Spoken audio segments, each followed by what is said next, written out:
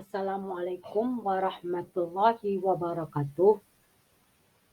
Perkenalkan, nama saya Syafiq Zulki, NIM 2012010803. Tugas UAS Permandingan Mazhab Fikih. Dosen penggampu Bapak Ayatullah Kumaini MPD. Baiklah, di sini saya akan menjelaskan latar belakang timbulnya mazhab dan dampaknya terhadap perkembangan fikih.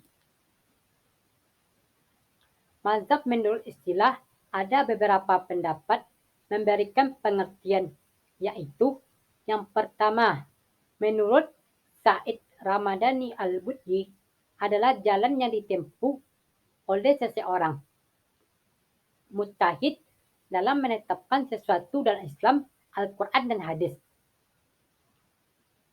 Yang kedua, menurut Kiai Haji Abdurrahman, mazhab dalam istilah berarti pendapat atau aliran seseorang alim besar dalam Islam yang digelari imam seperti mazhab Imam Hanafi.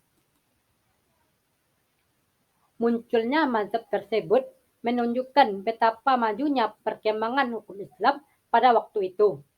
Ada 3 faktor yang sangat menentukan bagi perkembangan hukum Islam sesudah wafatnya Rasulullah SAW, yaitu yang pertama, semakin luasnya daerah kekuasaan Islam mencakup wilayah-wilayah di semenanjung Arab, Irak, Mesir, Sam, Persia, dan lain. Yang kedua, pergaulan kaum muslimin dengan bangsa yang ditaklukkannya, mereka terpengaruh oleh budaya adat, istiadat, serta tradisi bangsa tersebut. Yang ketiga, akibat jauhnya negara yang ditaklukkan itu dengan ibu kota khalifah atau pemerintahan Islam, menjadikan para gubernur, para hakim, dan para ulama harus melakukan ijtihad guna memberikan jawaban terhadap masalah-masalah baru yang dihadapi.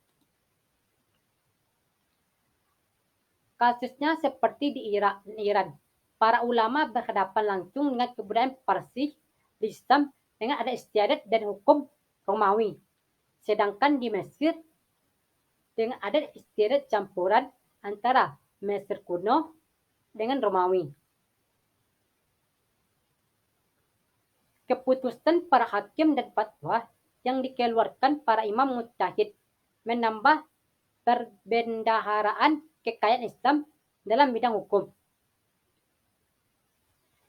Peristiwa itu mendorong para ulama, terutama imam mujtahid, saling melakukan kunjungan ilmiah sesuai dengan pesatnya perkembangan ilmu pengetahuan, seperti adanya kunjungan Imam Syafi'i ke Madinah, Irak, Mesir, dan seterusnya.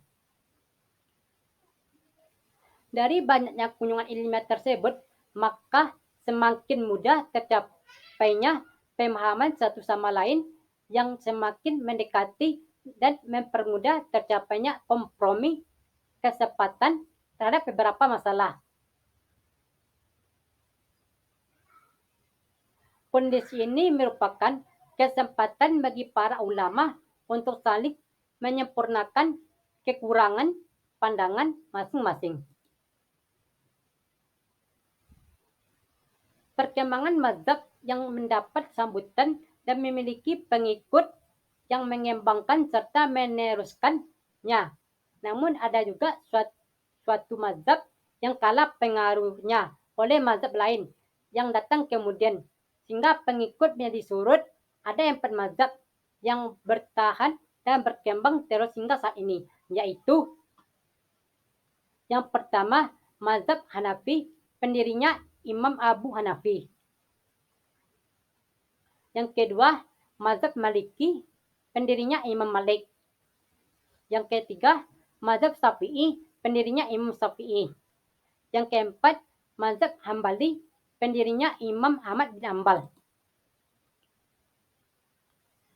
Perkembangan 4 mazhab di atas mempunyai keistimewaan, di mana faktornya menurut Qudari Beg antara lain. Yang pertama, pendapat mereka dikumpulkan dan dibukukan. Yang kedua, adanya murid yang menyebarluaskan pendapat mereka, mempertahankan dan membelanya. Murid tersebut dalam organisasi sosial dan pemerintahan mempunyai kedudukan yang menjadikan pendapat tersebut berharga.